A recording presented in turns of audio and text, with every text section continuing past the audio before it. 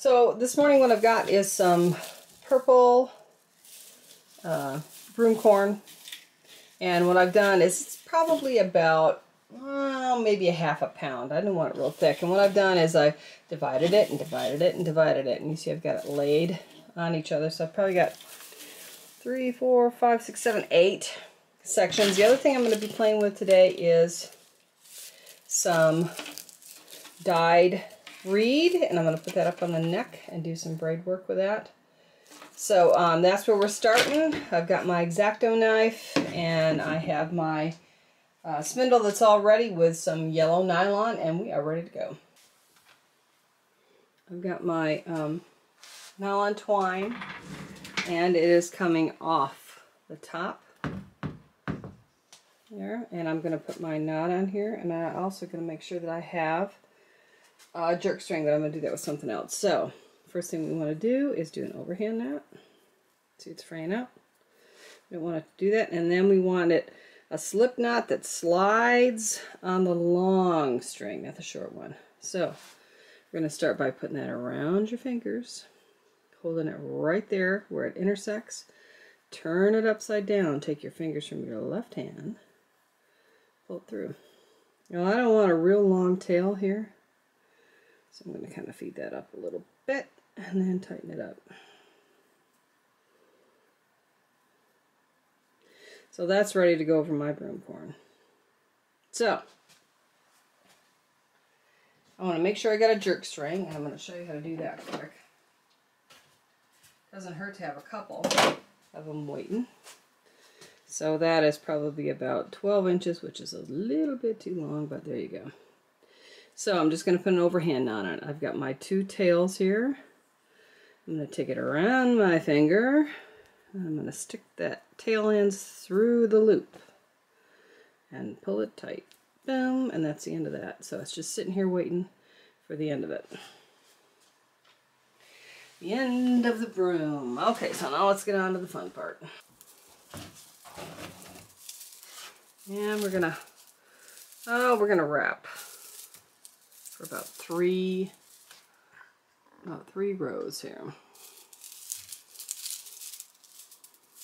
Okay, and then I'm gonna add my next one on.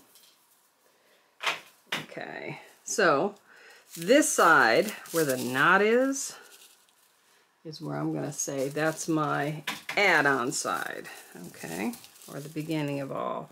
So when I do this, I am trying to line up my fiber on the top here, okay, and I'm only going to be adding this on the side away from me, okay, so closest to the spindle, and I'm going to wrap for about 3.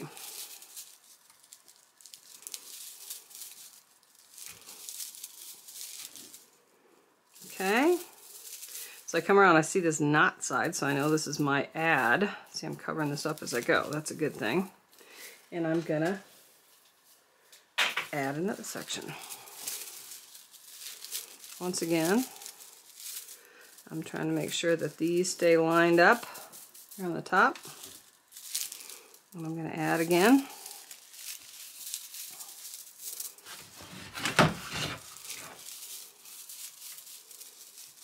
Do about 3. Here's my knot side, so I know it's time to add again. And I'm going to kind of give that a little memory, so I want it to flare out.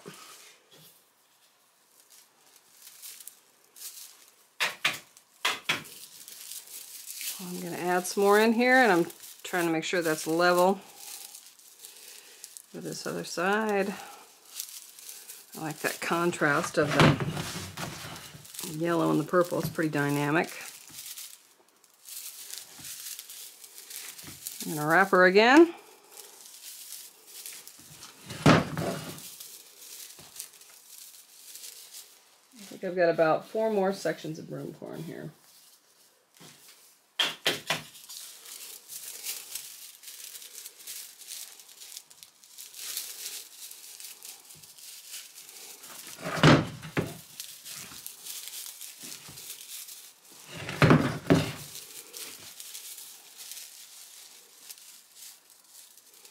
on that knot. And I don't want that to show like that, so I'm going to make sure that it's right on top of that.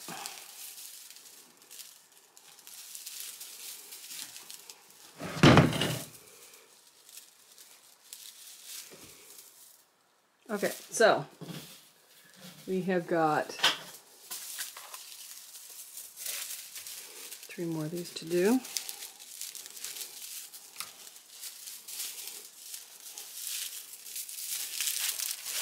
Once again, I'm going to give it some memory by adding some pressure.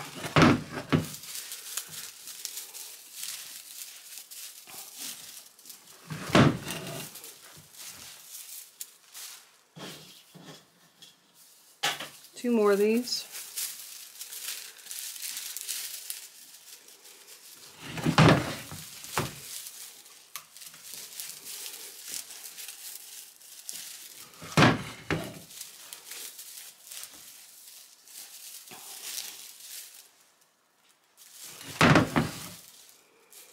And the last one. So this is as big as this broom is going to get. So now we're going to highlight some of our work on the neck of the broom. After I get this wrapped.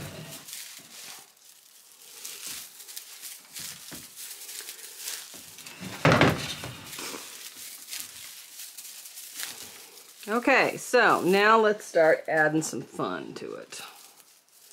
So what I want to play with is adding some color up to the top here. So what I'm going to do is I'm going to put these in.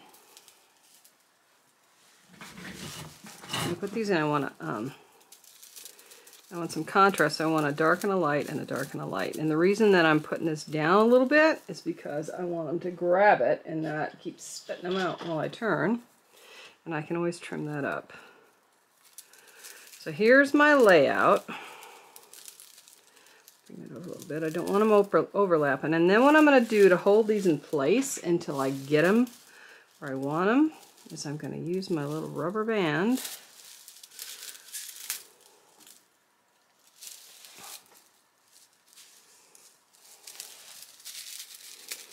And that's going to temporarily hold that in place while I get these wrapped good.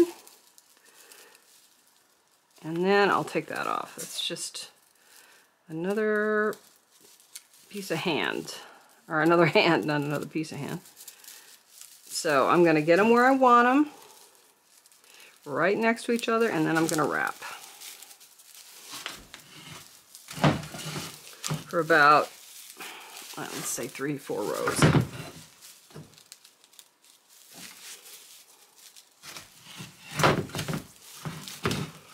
Okay, so now what I want to do is when I come around here, I'm going to start incorporating this into my weave. And I think what I'm going to do, I don't need this anymore, is I'm just going to play a little bit here and do like 2 under on the ones on the center for 2 rows. So that shows up.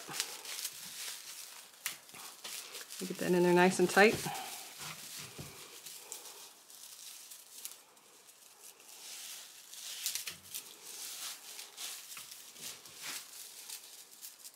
So I also want to make sure that these are still staying straight. So I'm going to pull them over a little bit. Now then, this row, I am going to bring it around and then I'm going to go the opposite of that. So these outer rows, I'm going to go underneath. And if this feels brittle to you or like it might pop, you can always spray it a little bit. We are going to go under this, over the 2 in the center, instead of separating them, and then under the last one.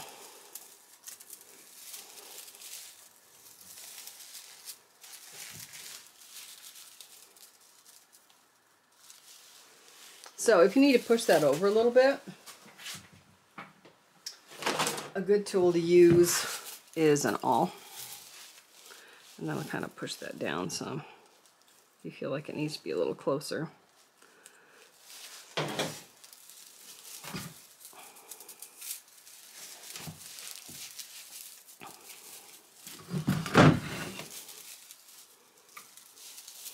That goes under.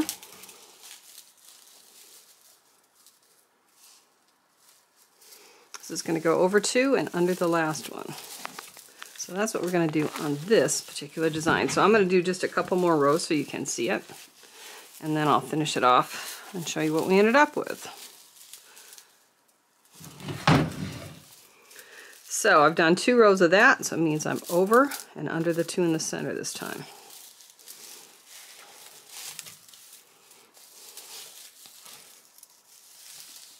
And see how I kind of pull that at an angle to get that down? And then if I still think it can be a little tighter, I can take that all and shove it down in there.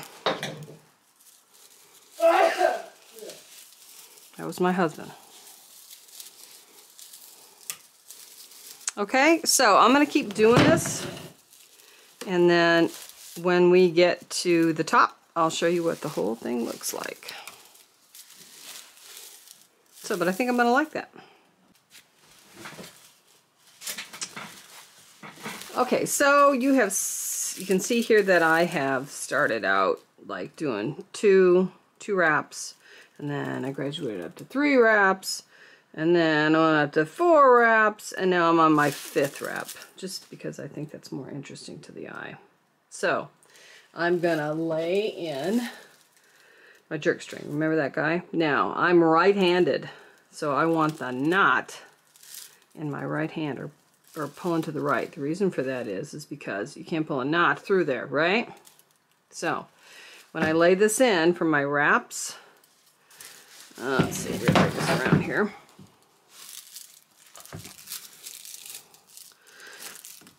So I'm going to lay this in underneath that wrap. This is like my final wrap. No cool Brady stuff anymore. Just wrap in. Okay?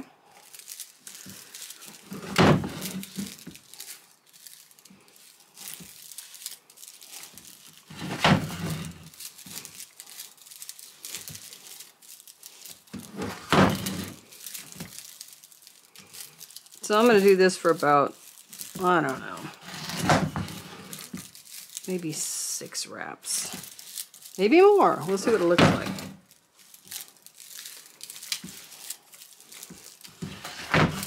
The only problem with doing a whole bunch of wraps on this is that it's harder to get it through it. So let's do one more and call it good. How's that? That look good to you? It's good to me. So I'm going to take my trusty X-Acto knife. Doesn't have to be that. Just makes it easier to pop that string like that. So I'm going to hold the pressure here with my thumb. And then this tail that we just cut off is going to go through that loop. See it? There's the loop. There's the string. I'm still holding that pressure. I'm going to come over here where the knot end is, right? Knot end. Jerk it through. That's why it's called a jerk string, right? And I probably could have done this on the back side so you didn't see that, but I didn't. So I'm going to cut off the excess, or you could loop that for a hanger, but I'm not going to. Cut that excess off. So now we got to trim all this, right? Because that doesn't look very attractive. Like the broom, like how that turned out. Like that a lot. See, we got our little crank going here, so it looks like a turkey wing. So I got to get rid of this stuff here.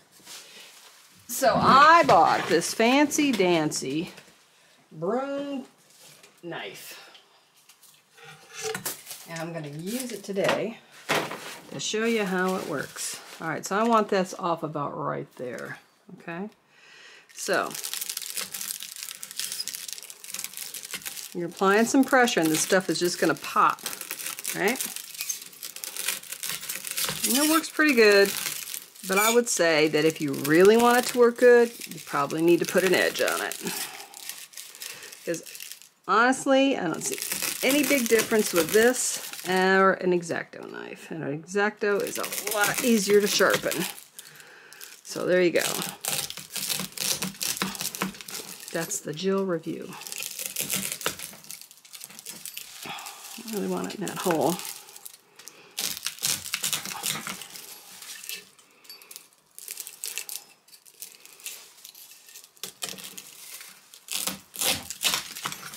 Okay, actually it works pretty good, and it does have a bigger blade than an X-Acto, but if you don't have one of these, I think an X-Acto works just fine.